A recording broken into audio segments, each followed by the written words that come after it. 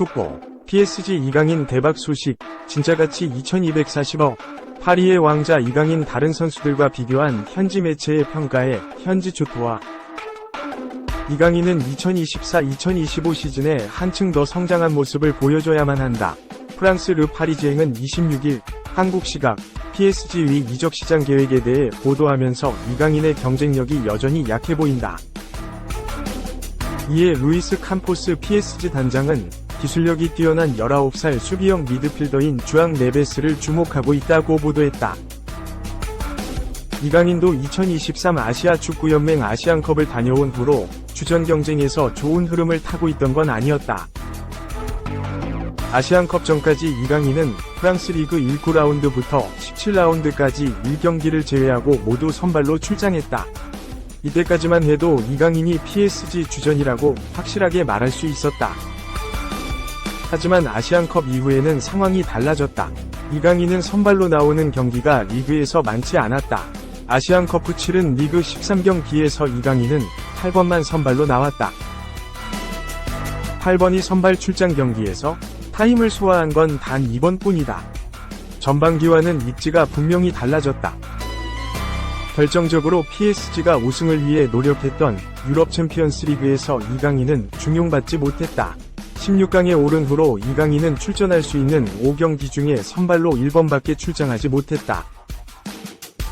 PSG가 높이 올라갈수록 루이스 엔리케 감독이 이강인을 기용하는 시간이 줄어들었다. 바르셀로나와의 UCL 8강 1차전에서 선발로 나온 이강인은 보루시아 도르트문트와의 4강에서는 단 14분 출장에 그쳤다. PSG는 UCL에 집중하기 위해 리그에서 로테이션을 돌렸다. 그때 이강인이 나오는 경기가 많았다. 후반기에 리그에서 선발 출장했다는 걸 무조건적으로 긍정적으로 볼 수 없는 이유다. 후반기 들어서 엔리케 감독의 중원 조합은 워렌 자이르 에메리, 비티냐, 파비앙 루이즈로 굳어졌다. 자이르 에메리는 PSG가 킬리안 음바페 다음으로 키우려는 재능이고, 비티냐는 후반기 경기력만 보면 유럽 전역으로 봐도 제일 뛰어난 6번이었다. 루이즈도 부활을 신고하면서 엔리케 감독의 신뢰를 가져가기 시작했다. 우측 윙어로는 오스망 덴벨레가 두터운 신임을 받고 있고, 좌측 윙어 자리에서는 브래들리 바르콜라가 확실하게 우위를 잡아가고 있는 중이다. 이강인이 여러 포지션을 소화할 수 있기에 꾸준히 경기에 나설 수 있을 것으로 보이지만 특정 포지션에서 주전 경쟁에서 우위를 잡았다는 느낌은 전혀 들지 않는다. PSG가 이번 여름에 대대적인 선수 영입을 시도하고 있기 때문에 주전 경쟁 난이도는 2023에서 2024 시즌보다 훨씬 더 높아질 것이다. 당장 이적설이 나오고 있는 흐비차 크라바치엘리나 네베스 등은 천문학적인 이적료로 데려올 수밖에 없는 선수들이다. PSG가 비싼 돈을 주고 데려왔다는 건 바로 주전으로 기용할 의지가 있다고 해석할 수밖에 없다. 네베스든 흐비차든 워낙에 비싼 선수로 현 소속팀에서 팔지 않으려고 해서 상황을 지켜봐야겠지만 분명한 건 이강인이 더 경쟁력을 보여줘야만 출전 시간을 확보할 수 있다는 점이다. 이강인이랑 호흡 맞추는 줄 알았는데 본인 등판. 나는 나폴리를 존경하고 사랑합니다. 나폴리 공격수 흐비차 크바라츠엘리아가 이적설에 입을 열었다. 축구 이적 시장 소식에 능통한 파브리시오 로마노 기자는 27일 한국 시간 자신의 SNS를 통해 흐비차의 발언을 전했다. 그는 나는 나폴리를 존중하고 사랑한다 라고 밝혔다. 흐비차는 지난 2022에서 23시즌 나폴리 입단 이후 특유의 드리블과 슈팅으로 이탈리아 세리에 A를 평정했다. 리그에서만 12골 13도움을 기록하며 팀의 33년 만에 세리에 A 우승에 크게 공헌했다. 시즌 종료 이후 흐비차는 세리에 A MVP 등 수많은 개인상을 차지했다. 나폴리 최고의 영입이라는 평가가 지배적이었다. 이번 시즌에도 활약이 준수했다. 소속팀 나폴리가 세리에 A 10위까지 추락했으나 흐비차는 11골 8도움을 기록하며 팀 공격을 이끌었다. 최근 흐비차가 이적설에 휘말렸다. 가장 강력하게 연결된 팀은 파리 생제르맹이었다. PSG는 최근 킬리안 음바페가 레알 마드리드로 이적하면서 상대 수비진의 균열을 일으킬 공격수가 부족한 상황이었다. 흡이차가 음바페의 대체자가 될 수 있다는 판단이었다. 흡이차의 측근들도 이적에 대한 의지를 드러냈다. 그의 에이전트는 나폴리를 떠나고 싶지만 지금은 유로에 집중하고 싶다. 나폴리는 안토니오 콘테 감독과 함께 큰 계획을 가지고 있다. 그렇다고 흡이차가 나폴리에 머물고 싶다는 뜻은 아니다 라고 밝혔다. 이어서 우리의 목표는 UCL에서 뛰는 팀이다.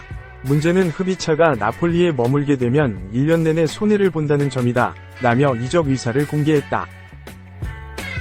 흡이차의 부친도 나는 흡이차가 나폴리에 머무는 것을 원하지 않는다. 그는 1년 동안 4명의 감독과 뛰었다. 이것이 날 걱정하게 만든다. 유로 2024가 끝날 때까지는 이야기하지 않을 것이라고 이야기했다. 나폴리가 공식 입장을 내놓았다. 나폴리는 흡이차의 에이전트인 마무카 주겔리와 그의 아버지 바드리의 성명을 인용해 선수와 구단의 계약 기간이 3년이라는 점을 다시 한번 강조한다 라고 설명했다. 이어 흡이차는 시장에 나와 있지 않다. 나폴리와 계약 중인 선수의 미래를 결정하는 건 에이전트나 아버지가 아니다. 나폴리 구단이 결정한다. 이야기 끝이라고 이적설을 일축했다.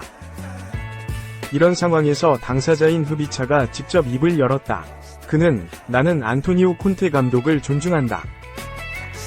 그는 최고의 감독 중 한 명이다. 라며 나는 나폴리도 존중하고 사랑한다. 내 미래는 유로가 끝난 후에 결정할 것이다. 지금은 스페인과 경기에 집중하고 있다. 라고 말했다. 3. D. 에센셜. 경쟁자 등장의 최정상섭 B끝. 김민재. 아쉬움 남은 시즌. 투엘 양아들로 시작했던 초반. 2022에서 2023 시즌은 김민재의 시대 위 서막을 연 듯한 시기였다. SSC 나폴리 유니폼을 입고 소속팀에 33년 만에 이탈리아 세리에 A 우승을 선사했다.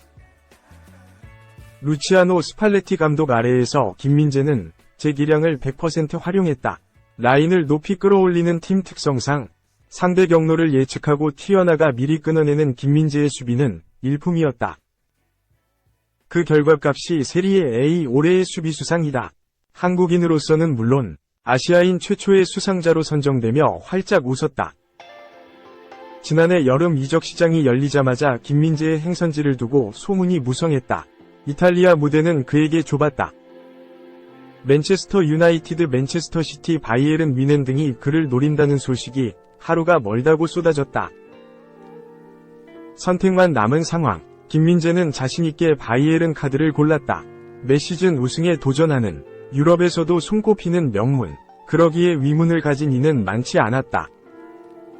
실제로 시즌 초반부터 김민재가 토마스 투엘의 양아들이라는 별명이 붙으며 전반기 매 경기를 주전으로 나섰다. 이때만 해도 양자는 하늘이 점지한 배필인 듯했다. 2023 AFC 카타르 아시안컵에 따른 국가대표팀 차출 이후 경쟁자가 등장했다. 손흥민과 토트넘에서 한솥밥을 먹던 에릭 다이어였다. 김민재가 경쟁 우위에 설 거란 시선이 지배적이었다. 현실은 그렇지 않았다. 아시안컵 일정을 마치고 돌아온 김민재는 직후 독일 분데스리가 21라운드 바이어 공사 레버쿠젠전과 22라운드 VfL 보험전, 우에파 챔피언스 리그 16강 1차 SS 라치오전에 연달아 선발로 나섰다. 그러나 3경기에서 모두 바이에른이 패하며 입지가 좁아졌다. 이후 다이어와 마타이스 대 리우트에 밀리며 벤치에서 경기를 시작하는 횟수가 늘어났다. 걸출한 경쟁자의 등장이 김민재가 선발에서 밀린 모든 원인은 아니었다. 전술한 대로 김민재 스스로 감독에게 완벽한 신뢰를 주지 못했다. UCL 4강 1차 레알 마드리드전에서는 선발로 출전하고도 치명적 실수 2개로 무승부의 원흉으로 지목됐다. 이후 투엘 감독은 그를 기자회견에서 대놓고 비판하는 무례까지 범했다. 분데스리가 25경기 1골 2도움, UCL 9경기, 아시안컵 차출을 고려한다면 숫자는 긍정적이었으나 판이했던 전 후반기 분위기는 아쉬움을 진하게 남겼다. 바이에른은 투엘 감독이 떠나고 레전드 센터백 출신 빈센트 콤파니가 새 시즌 지휘봉을 잡는다. 김민재에겐 새 부대를 채우는 새술이 될 기회다. 독일에서의 첫 시즌, 도움닫기는 끝났다. 이제 결승선을 향해 도약할 차례다.